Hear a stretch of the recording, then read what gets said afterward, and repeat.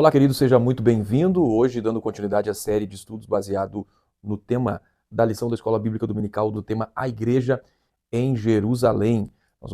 Estamos estudando essa série que traz sobre a doutrina, comunhão e fé, a base para o crescimento da igreja em meio às perseguições. Ao examinarmos a igreja primitiva descrita em Atos dos Apóstolos, nós nos deparamos com algo que é mais do que um registro histórico.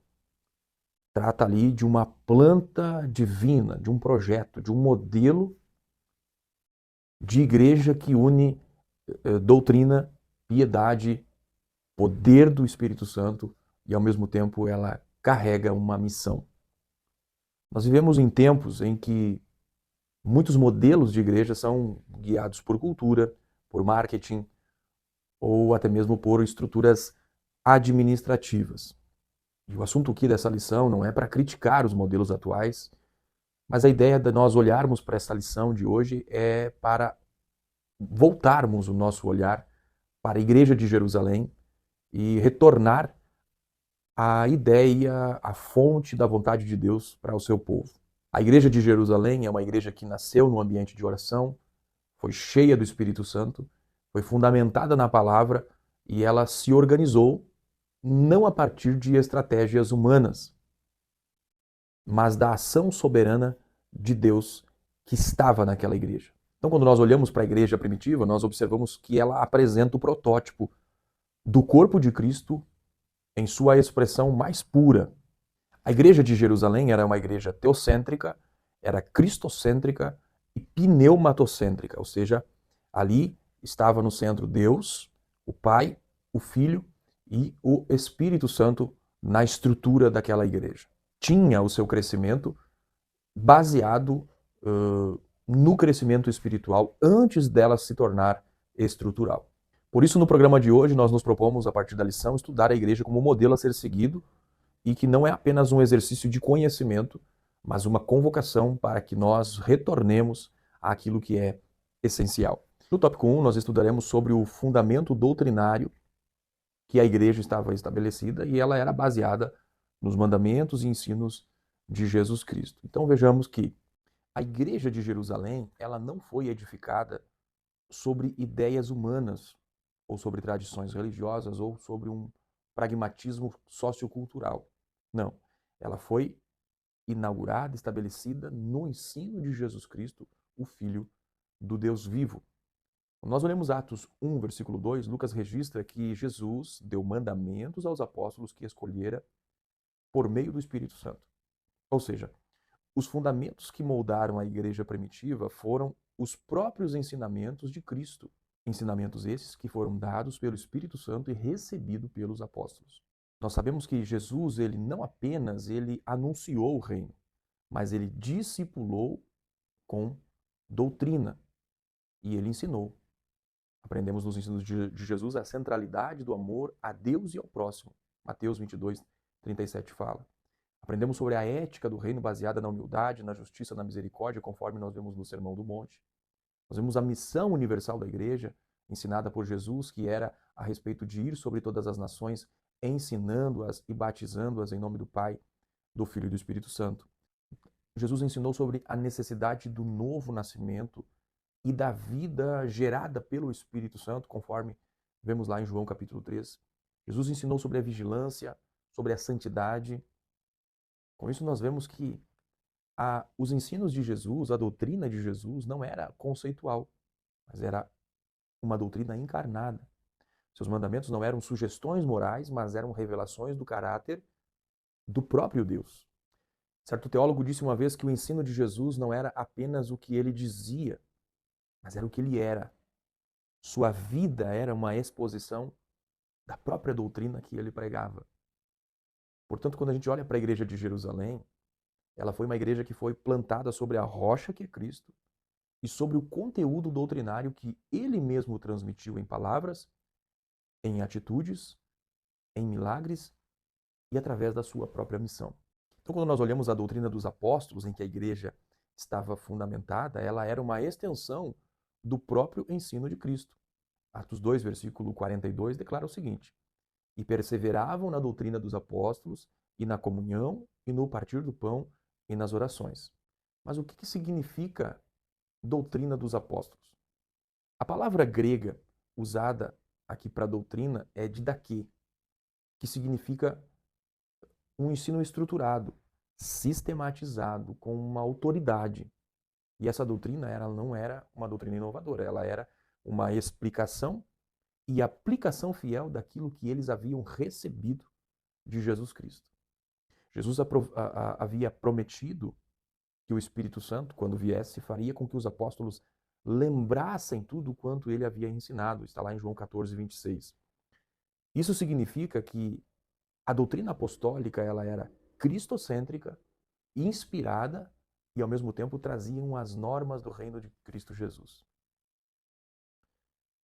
A doutrina dos apóstolos ela era a doutrina de Cristo aplicada à vida da igreja pelo poder do Espírito Santo que havia descido no dia do Pentecostes. A autoridade da igreja primitiva ela não vinha de experiências subjetivas, mas ela vinha da fidelidade objetiva a tudo aquilo que Jesus havia ensinado. E por isso, essa doutrina ela era bíblica, porque ela era embasada nas escrituras do Antigo Testamento, reinterpretadas à luz dos ensinos de Jesus. Ela era cristológica, pois tinha Cristo no centro, tanto da fé como da história da humanidade. Ela era discipular, porque formava os crentes a desenvolverem em si a imagem de Cristo. Era prática, porque não ficava apenas nos argumentos, mas ela acabava moldando a vida dos crentes daqueles dias. O teólogo John Stott ele diz que a primeira marca de uma igreja saudável é o ensino apostólico real. Toda igreja que ignora o ensino dos apóstolos está desconectada do seu Senhor. Quando olhamos para a igreja de Jerusalém, ela não se contentava com a recepção da doutrina. Ela buscava encarnar aquela doutrina. A finalidade do ensino era a transformação do caráter à imagem de Cristo. Paulo, lá em Gálatas, capítulo 4, 19, ele reafirma isso quando ele diz: Meus filhinhos, por quem de novo sinto as dores de parto até que Cristo seja formado em vós.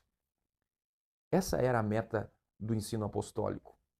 Não apenas informar, mas transformar. Porque isso é o Evangelho. O Evangelho não é apenas informação, é transformação. E esta doutrina, ela produz o que na igreja?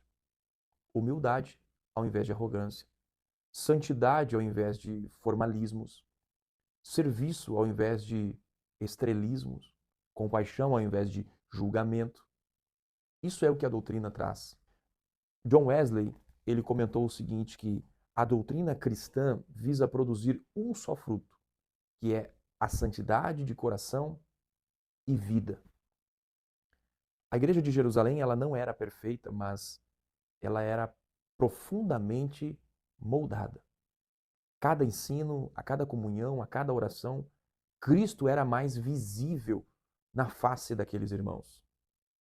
E aí nós observamos uma coisa, que doutrina sem Cristo forma religiosos. Cristo sem doutrina já é também uma invenção do coração de alguém. Mas o Cristo vivo, revelado numa doutrina ensinada, forma discípulos autênticos. E é o que nós vemos na igreja primitiva. Então, a igreja de Jerusalém, ela foi estabelecida sobre os ensinos vivos de Jesus comunicados pelo Espírito Santo, pela doutrina dos apóstolos, fiel, bíblica e cristocêntrica, e com o fim de formar o caráter de Cristo em cada crente, tornando eles sal e luz do mundo. Ao mesmo tempo, testemunhas. Como a lição de hoje trata sobre a igreja ser um modelo para nós, então ela é modelo porque ela nasceu da palavra, ela cresceu pelo Espírito Santo, porque ela perseverava na doutrina, porque ela sabia que sem doutrina não havia discipulado e o seu ensino produzia caráter, porque sabia que sem santidade ninguém verá o Senhor. A igreja que quer permanecer firme, ela deve cavar fundo, colocar sua base na rocha. E essa rocha é Cristo Jesus e a sua palavra. Uma coisa que nós precisamos observar aqui é que a firmeza da igreja de Jerusalém na doutrina dos apóstolos, ela não pode ser compreendida apenas como uma lealdade intelectual a um conjunto de ideias, mas como uma lealdade relacional e existencial à revelação de Cristo que foi mediada, trazida pelos apóstolos. E aqui não se trata de uma ortodoxia, mas de uma ortopraxia moldada pela ortodoxia. O que significa isso? A ortopraxia é a prática do conhecimento. É viver aquilo que se aprendeu, aquilo que se conheceu. Só que o que nós vemos hoje é um fenômeno que pode ser chamado de fragmentação doutrinária, ou a chamada espiritualidade líquida. A igreja da atualidade, ela sofre com dois extremos que são muito perigosos. De um lado, há igrejas, há movimentos que minimizam a doutrina em nome da experiência, produzindo uma espiritualidade descolada, separada da verdade bíblica. Do outro lado, nós temos igrejas que endeusam a doutrina e ignoram o espírito, resultando isso em uma ortodoxia sem vida, sem prática, sem poder e sem graça. A igreja de Jerusalém, ao contrário, ela era profundamente doutrinária e, ao mesmo tempo, profundamente espiritual. Nós vemos que na igreja de Jerusalém, a doutrina ela não sufocava o espírito e o espírito não relativizava a doutrina. Certo teólogo ele disse que a doutrina sem o espírito gera legalismo e espírito sem doutrina gera caos. O evangelho exige ambos, exige luz e fogo. Atos capítulo 2, versículo 42 diz que perseveravam na doutrina dos apóstolos, na comunhão, no partir do pão e nas orações. Observe que a expressão perseveravam na doutrina dos apóstolos nos revela não apenas um comportamento externo, mas uma espiritualidade contínua, consciente e orientada pela palavra de Deus. A igreja de Jerusalém, ela não apenas recebeu o ensino dos apóstolos, ela se apegou a ele, insistiu, permaneceu, resistiu ao desvio. Pelo menos isso no princípio da igreja de Jerusalém. Quando nós olhamos no original grego o termo para a perseverança, é proscartério, que carrega a ideia de dedicação constante, insistência e fidelidade. Ou seja, a igreja primitiva, ela se mantinha firmemente vinculada ao ensino transmitido pelos apóstolos, que por sua vez tinham recebido do próprio Cristo Jesus. Nós precisamos ter em mente que os apóstolos eles não criaram uma doutrina própria deles. Eles interpretaram, proclamaram e aplicaram os ensinos de Cristo sob a orientação do Espírito Santo. Isso nós precisamos deixar bem claro. Quando nós olhamos perseverar na doutrina nos dias de hoje, é resistir ao relativismo, ao sincretismo, ao emocionalismo raso que muitas vezes ameaça a integridade da igreja de Jesus. A igreja, ela se afasta de Cristo na proporção exata em que se afasta da doutrina dos apóstolos. Como vemos a relação da igreja primitiva com a doutrina, nós percebemos que a igreja de Jerusalém não apenas ouviu o ensino, ela vivia na comunidade que havia se formado ali daquela igreja. A doutrina ensinada gerava discipulado, moldava o comportamento deles, restaurava os relacionamentos e formava o caráter de Cristo. E quando nós olhamos sobre o que é discipulado, nós entendemos que discipulado ele é cristocêntrico. Ele não é centrado no discipulador, mas em Cristo. Não é o discipulador que centraliza nele, mas ele encaminha para Cristo. Ao mesmo tempo, ele é feito em comunhão, partilha, imitação. O discipulado bíblico ele é transformador porque ele visa o arrependimento, ele visa a maturidade, ele visa conduzir o discipulado para uma missão. Ele é prático porque ele produz frutos concretos. Você não vê um discípulo, que de fato é um verdadeiro discípulo, que ele não produza resultados.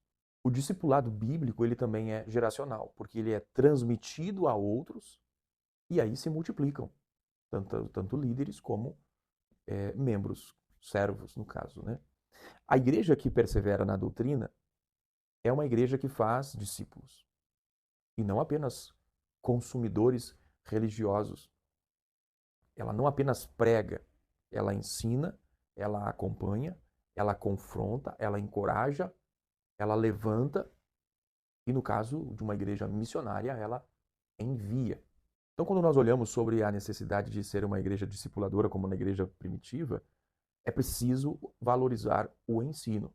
Uma igreja precisa valorizar o ensino. E muitas igrejas hoje, elas subestimam a importância do ensino sólido, e substituem por entretenimento, por circunstâncias emocionais, enfim, conteúdos que são rasos. Então, com isso, nós percebemos que é preciso haver a consciência do ministério de ensino, é preciso valorizar escolas bíblicas, pequenos grupos de estudos, pregações mais expositivas com ensinos, e também é necessário a uma igreja sempre estar investindo e incentivando a formação de líderes, de ensinadores, de professores, de discipuladores. Quando nós olhamos para a realidade de muitos cenários religiosos, de muitas igrejas, nós percebemos ali um analfabetismo bíblico, quando muitos crentes muitas vezes não sabem explicar o evangelho, não compreendem as doutrinas básicas, como, por exemplo, a Trindade, o Pai, o Filho e o Espírito Santo, não sabem defender a sua fé. Então é importante que uma igreja seja uma igreja que trabalhe, através de seminários, de escolas, o desenvolvimento dos seus membros, para que eles possam ser discipuladores, gerar mais discípulos.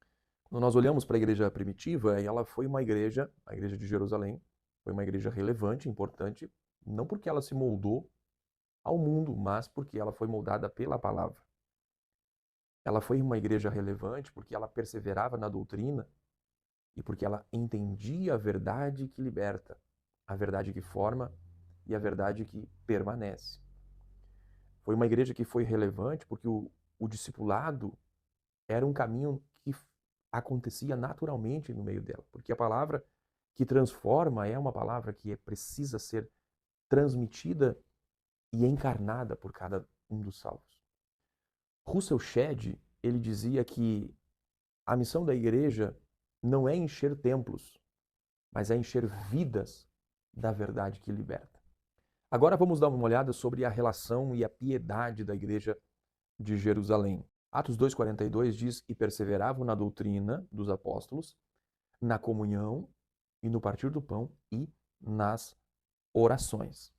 O que nós vemos é que, após o derramamento do Espírito Santo, no dia do Pentecostes, a igreja de Jerusalém, ela nasceu como uma igreja espiritual e profundamente comprometida com a verdade, com Deus e também uns com os outros. A fé que eles receberam não era uma fé abstrata, não era uma fé teórica ou apenas ritualística. Ela era relacional e piedosa, ou seja, a espiritualidade daquela igreja era expressa por uma comunhão verdadeira com Deus e com os irmãos.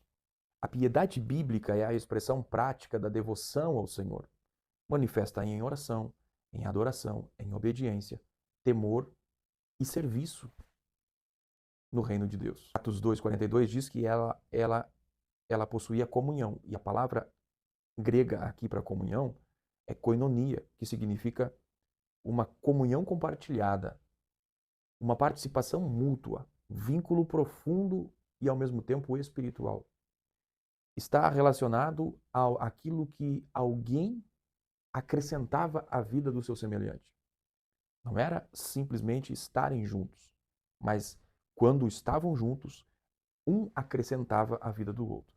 Não era aquele tipo de comunhão que levava as pessoas para uma desconfiança do próximo, levava as pessoas para um sentimento faccioso.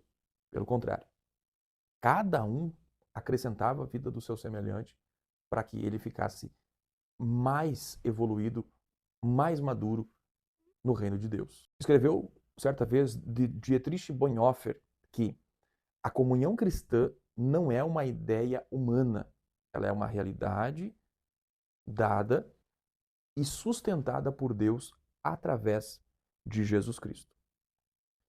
A comunhão da igreja, ela não era seletiva, elitista, institucional ou superficial. A igreja de Jerusalém tinha uma comunhão marcada pela franqueza, pela mutualidade, pela humildade e também pelo sacrifício. Quando olhamos para a igreja de Jerusalém, nos seus primórdios, ninguém andava sozinho.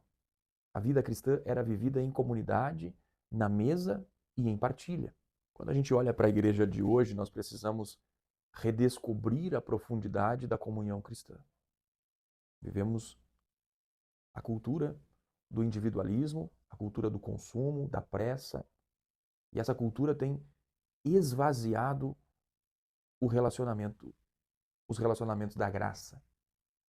E aí nós vivemos num tempo que é urgente a necessidade de reconstruir relacionamentos profundos, relacionamentos solidários, relacionamentos discipuladores.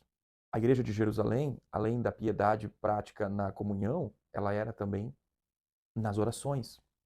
A espiritualidade da igreja de Jerusalém não era apenas algo emocional ou mística. Ela era profunda, ela era constante e dirigida a Deus em reverência e dependência.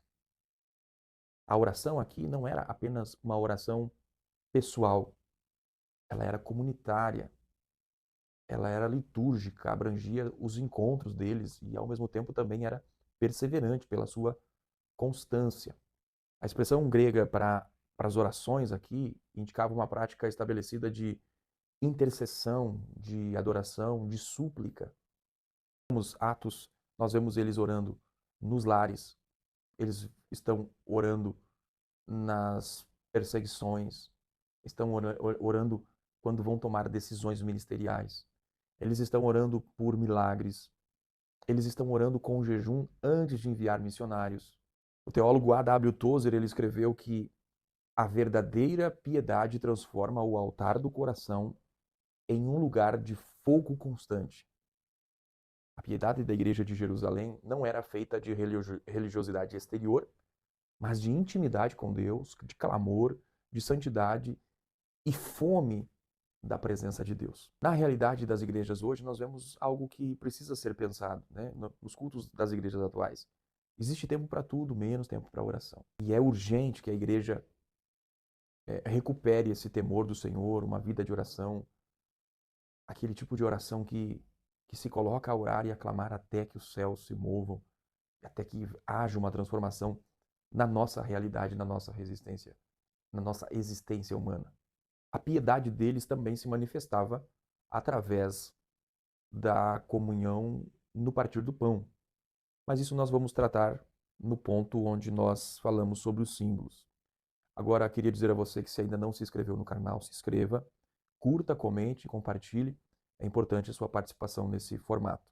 Muito bem, vamos agora ao tópico 2, onde nós vamos tratar sobre a igreja de Jerusalém, uma igreja observadora dos símbolos cristãos.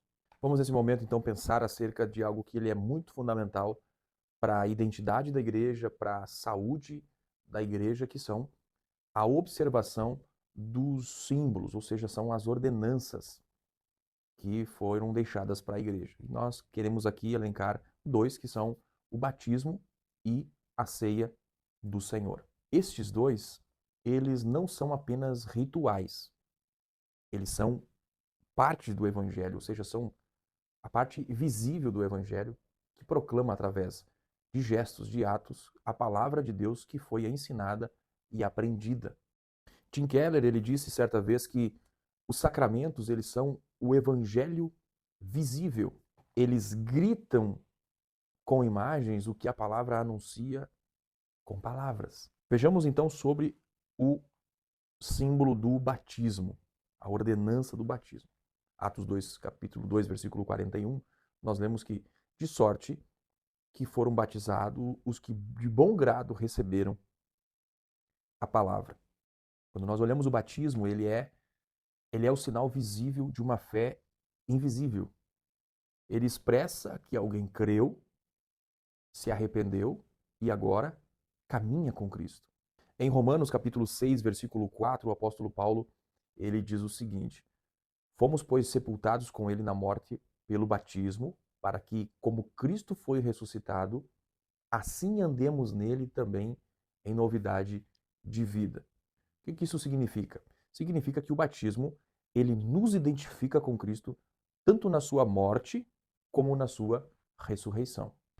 O batismo, ele é um ato público de fé, um sinal de um arrependimento genuíno e, ao mesmo tempo, também é a porta de entrada visível para a igreja do Senhor. Ou seja, é uma declaração pública agora da nossa identificação, da nossa fé com Cristo. John Wesley, ele ensinava o seguinte: o batismo, ele não é um fim, mas é o início visível de uma caminhada com Cristo. Acerca desta ordenança, ao longo da história, muitos se equivocaram com relação ao batismo. Outros praticaram em crianças que não tinham como exercer uma fé pessoal, separando o símbolo da experiência real. Outros trataram como um símbolo social, tirando dele o peso espiritual. Equívocos relacionados ao batismo geram problemas, geram crentes nominais, geram igrejas frágeis. Por isso que nós precisamos restaurar a visão bíblica desse simbolismo, desse batismo. O batismo não salva, mas proclama que Cristo já salvou aquele que creu. Agora vejamos o segundo símbolo cristão, segunda ordenança, que é o que aparece em Atos 2:42 e 1 Coríntios capítulo 11, que é a ceia do Senhor. Jesus, ele disse: "Fazei isso em memória de mim." Quando tomamos a ceia, nós nos lembramos do quê? Da cruz. Nós, com o corpo de Cristo, proclamamos o evangelho e esperamos a volta do Senhor Jesus. É isso que nós entendemos sobre a ceia nas declarações de Jesus quando ele ordenou isso. A ceia, ela é um momento de reverência e ao mesmo tempo de alegria e júbilo. É um memorial, é um banquete da fé, é uma preparação, um ensaio para aquilo que viveremos na eternidade, quando cearemos nas bodas do Cordeiro. Craig Blomberg, ele diz que a ceia não é um memorial fúnebre, mas ela é um banquete de esperança. Só que com relação à ceia, tal qual com o batismo, também houveram erros. A tradição romana passou a ensinar que Cristo está fisicamente nos elementos, o que se chama de transubstanciação. E isso levou a muitos à idolatria dos elementos da ceia. Levou outros ao medo, à superstição e tantas outras coisas. Outros trataram a ceia como um rito de perdão mágico. Sem que a pessoa se arrependesse, participou da ceia, estava perdoada. Outros já excluem todos, como se apenas os santos perfeitos pudessem participar da ceia do Senhor. E em outro extremo, existe aqueles que banalizam a ceia. Tomam a ceia como se ela fosse apenas mais um item de um culto, de uma liturgia, de uma igreja. A igreja do Novo Testamento, pelo que nós entendemos na igreja de Jerusalém, sempre que eles estavam reunidos, eles tinham a ceia. E aqui nós precisamos destacar que não há limite de ceia para você tomar. Se as igrejas normalmente instituem, pelas razões litúrgicas, uma vez por mês. Mas se fosse possível tomar todo o culto, não teria problema. Às vezes acontece de você estar num culto, você toma a ceia, você vai no outro culto e lá também está sendo ministrada a ceia, você fica naquela. Posso tomar ou não posso? É óbvio que pode. Não há uma restrição a número de quantas vezes você puder cear. É bem verdade que, pela questão funcional da execução da ceia na atualidade, não temos como instituir isso em todo o culto. Mas se fosse possível, não seria nenhum problema, seria algo louvável aquilo que desenvolver-se no meio da igreja, aquilo que a ceia representa. O fato é que todos os dias nós precisamos relembrar, meditar naquilo que a ceia representa, que é a salvação realizada por Cristo na cruz, entregando-se em nosso lugar. Apesar de tantos erros relacionados à ceia, a Bíblia ela ensina que a ceia ela é para os que são salvos. Nós temos muitas pessoas igrejas que dão ceia para qualquer pessoa que entre e que está visitando e vai tomar a ceia. Não. A ceia ela é algo para ser observada pelos salvos. A ceia ela também é um tempo de autoexame, onde o cristão ele vai examinar-se a si mesmo, seus pecados, seus erros, suas falhas, vai reconhecê-los e vai pedir perdão. E aí vai participar da ceia com a consciência de que seus pecados foram confessados, manifesto ali um voto, um propósito de abandono das práticas e participa da ceia. Quem não é salvo não tem essa consciência para poder realizar esse autoexame. A ceia, a Bíblia nos apresenta que ela também é uma expressão da unidade da igreja.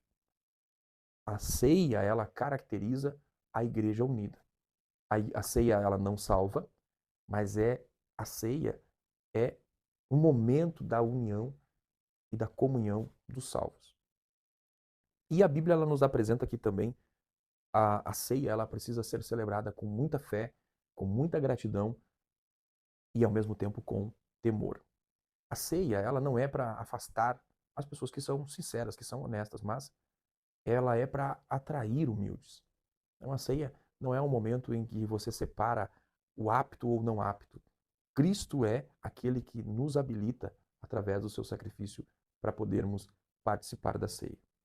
Na teologia que acreditamos, o batismo e a ceia, eles não causam salvação, mas eles expressam a salvação por meio da fé. Ou seja, são meios da graça, mas não são mágicos. São espiritualmente vivos quando recebidos com fé. Produzem vida a partir da observância. Os símbolos, eles não substituem a fé. Eles são o eco visível do coração que crê. Ou seja, como eu manifesto que eu creio? Batismo e também comunhão na ceia do Senhor. Quando olhamos para a igreja de Jerusalém, aprendemos algo tão lindo, que ela era uma igreja que vivia os símbolos com profundidade, que batizava com consciência, que ceava com reverência, que mantinha os seus olhos na cruz de Cristo e ao mesmo tempo na eternidade.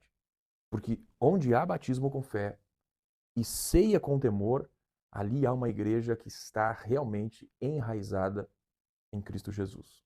Que o Senhor nos ajude a ensinar, a viver e celebrar esses símbolos com a mesma seriedade, com a mesma graça, a profundidade dos primeiros cristãos da igreja de Jerusalém. Tópico 3, a igreja de Jerusalém é uma igreja reverente, cheia de dons, uma igreja acolhedora, uma igreja adoradora. É isso que nós vamos abordar nesse tópico. Lembrando, se você ainda não se inscreveu no canal, se inscreva, curta, compartilhe. É muito importante a sua participação. Tópico 3.1, nós vamos ver uma igreja reverente. Atos 2,42 diz que havia em cada alma temor. A palavra grega ali usada para temor é phobos no grego, que não significa pânico, mas temor reverente, profundo respeito, santa consciência da presença de Deus. A igreja primitiva ela não era uma comunidade superficial ou tratava as coisas santas de forma causal. Não. Eles tinham a consciência da santidade de Deus e essa reverência ela moldava as atitudes dos crentes. Os cultos, os relacionamentos, as decisões, tudo eram moldados a partir desta reverência que eles tinham. Dietrich Bonhoeffer ele diz que a graça barata é a pregação do perdão sem exigência de arrependimento e é o evangelho. A reverência daquela igreja não era um sentimento vago, mas tinha uma atitude visível. E aqui nós vemos um grande desafio para muitas igrejas hoje que perderam o senso da reverência. Os cultos eles se tornaram shows, orações, viraram qualquer outra coisa. A palavra já não tem a autoridade no meio da igreja. Mas quando olhamos para a igreja de Jerusalém, ela nos lembra que sem temor não há profundidade. sem profundidade, não há presença real de Deus. Essa igreja, que ao mesmo tempo ela era uma igreja reverente, ela era uma igreja cheia de dons. Atos 2,43 diz que e muitos prodígios e sinais eram feitos pelos apóstolos. A igreja de Jerusalém, ela experimentava o mover do Espírito Santo de forma visível e ao mesmo tempo poderosa. Os dons espirituais, eles fluíam como que uma extensão da presença de Cristo na igreja. Certo teólogo, ele disse que os sinais e maravilhas em Atos não são apenas fenômenos, mas são confirmações da mensagem de Cristo e do quanto o reino de Deus está avançando. Mas vale a pena nós destacar aqui que os dons existiam não para exaltar alguém ou os apóstolos, ou até mesmo para entretenimento dos crentes. Os dons, eles existiam para a edificação, a evangelização, o serviço no reino de Deus. O Espírito Santo estava ali presente para fazer o quê? Para, através da pregação dos apóstolos, converter pecadores. Conforme vemos em Atos 4:33 diz que para confirmar a palavra. 5:16 de Atos diz que para curar e libertar. O Espírito Santo lá em Atos 8:29 e 13:2 de Atos também vai dizer que é o Espírito Santo que separava os missionários. E aí nós temos um problema hoje, que muitos consideram que esses dons eles cessaram, negam a atualidade dos dons. O que é um erro, porque o Espírito Santo continua ainda trazendo, através dos dons espirituais, a confirmação da pregação do Evangelho ainda nos dias de hoje. Outros extremos que existem é aquele uso desenfreado dos dons, misturado de humanismos e tantos erros aí que comprometem e que distanciam-se do mover do Espírito Santo que acontecia na igreja primitiva. A igreja de Jerusalém, ela era uma igreja carismática, ela tinha o poder do Espírito Santo e ao mesmo tempo ela era piedosa, ela era poderosa, ela era santa, ela era sobrenatural, ela era bíblica. E esse é o padrão da igreja para os nossos dias. Não vemos apenas uma igreja que era reverente, que era cheia dos dons, mas vemos uma igreja que era acolhedora. Eles vendiam propriedades e bens, compartilhavam, repartiam uns com os outros, de acordo com as necessidades que alguns tinham. A gente percebe que o egoísmo ou a indiferença, ela não estava naquela igreja. Eles eram uma família espiritual onde ninguém passava por necessidade, onde a dor do outro era tratada como a dor própria. Eles não apenas pregavam a comunhão, mas eles praticavam a comunhão. O acolhimento que essa igreja tinha não era uma uniformidade forçada, era uma comunhão marcada pela partilha mútua, a partir de uma hospitalidade, de inclusão. Esse era o espírito que havia dentro daquela igreja. A Bíblia diz que eles acolheram pobres, que eles acolheram viúvas, acolheram perseguidos, acolheram estrangeiros, acolheram os diferentes a partir da decisão do Concílio de Jerusalém acerca dos gentios.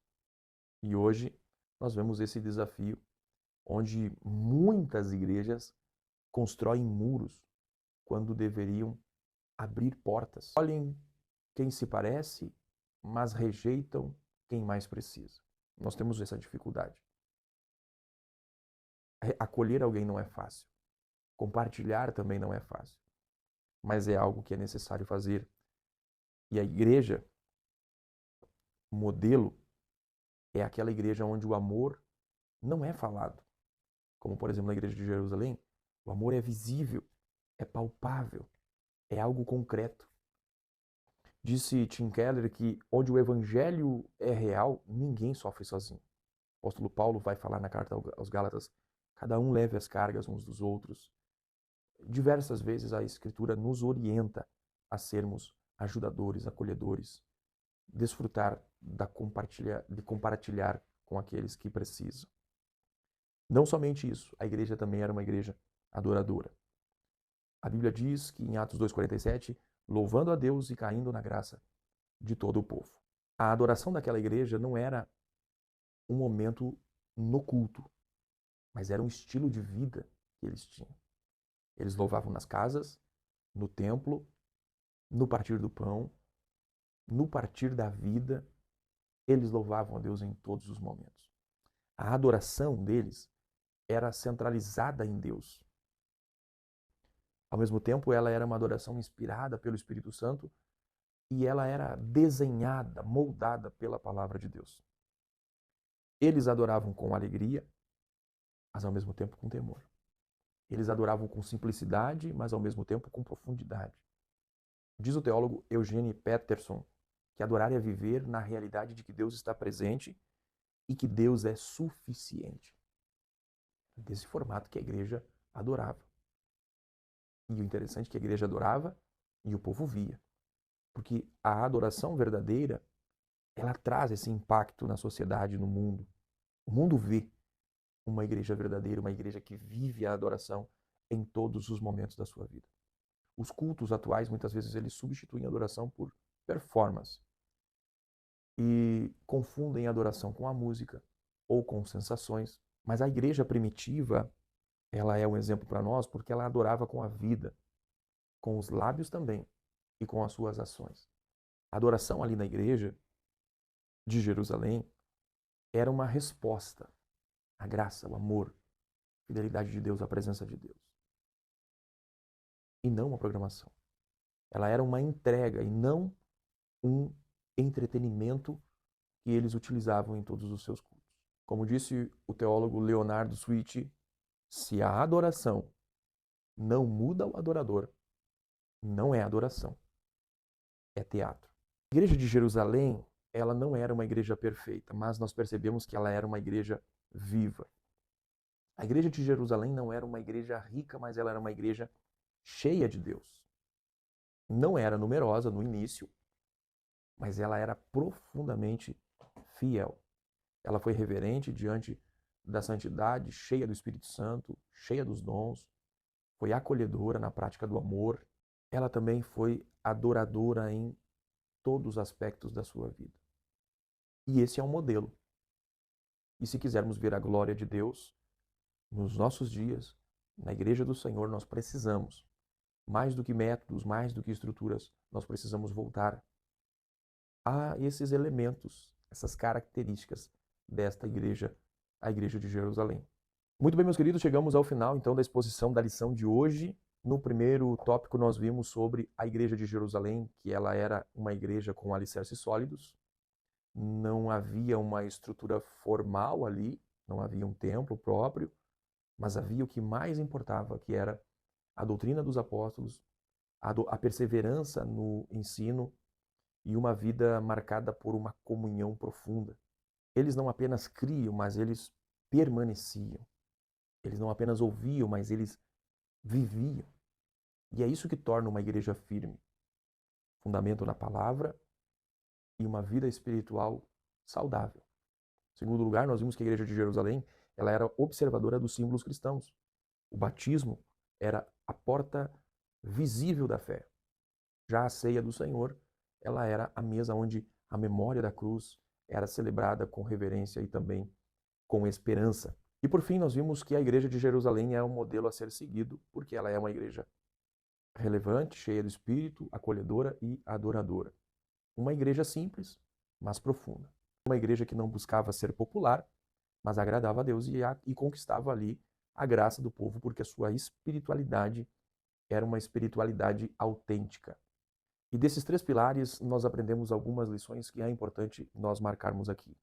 A igreja, ela não começa com estratégia, ela não começa com tecnologia, ela começa com palavra, com símbolos bem compreendidos e com uma vida espiritual viva, ao mesmo tempo fervorosa, ao mesmo tempo piedosa. A igreja sólida é aquela igreja que conhece as Escrituras, que vive o Evangelho no partir do pão, que vive o Evangelho nas águas do batismo, que ama, que serve, que adora, que testemunha e que faz tudo isso com poder e temor.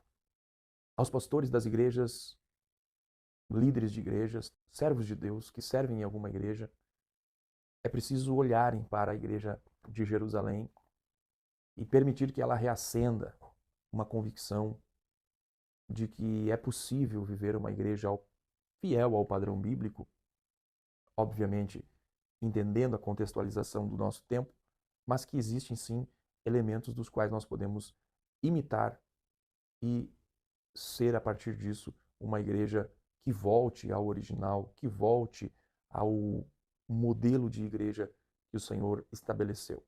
A igreja de Jerusalém, ela ainda nos inspira a viver um evangelho com verdade, com profundidade, com esperança, com obediência, com temor, com reverência, com o poder do Espírito Santo. Que Deus abençoe sua vida, sua casa, sua família. Nos vemos no próximo programa, onde nós estaremos dando continuidade sobre essa série, A Igreja em Jerusalém.